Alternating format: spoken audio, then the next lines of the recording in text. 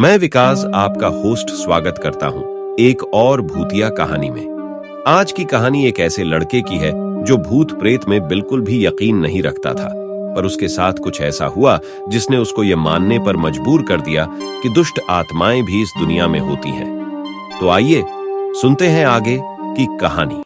यह बात कई वर्षों पुरानी है। राम बाबू नाम का एक लड़का था जो भूत प्रेत पर विश्वास नहीं करता था।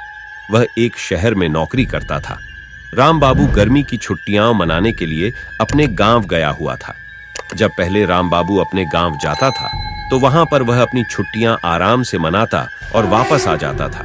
मगर इस बार जब अपने गांव छुट्टियां मनाने के लिए गया तो वहां जाकर पता चला कि इस गांव में सर कटा हुआ एक भूत घूमता रहता है। राम बाबू ये सब बातों पर विश्वास नहीं करता था। उसे लगा कि उसके घर वाले उसे बाहर घूमने नहीं देना चाहते, इस कारण ये अफवाह फैला रहे हैं। एक दिन दोपहर के समय गर्मी बहुत ज्यादा थी, इसलिए वह गांव के बगीचे की ओर चल गया। बगीचे में बहुत सारे छायादार पेड़ और एक बहुत बड़ा तालाब था। राम बाबू वहीं बैठकर ठंडी ठंडी हवाओं का आनंद लेने लगा। थोड़ी देर में उसे नींद आने लगी। जैसे ही उसकी आंख लगी तभी उसके पास एक अजनबी आदमी आकर बैठ गया और उससे बात करने लगा। राम बाबू आधी नींद में ही उस आदमी से बात करने लगा। बातों ही बातों में उस आदमी ने राम बाबू का सारा अतीत उसे बता दिया।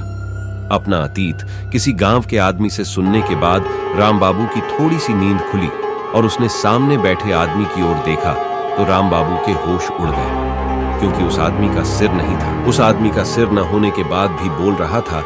यह देखकर एक ही झटके में उसकी नींद उड़ गई और उसकी आंखें खुल गईं।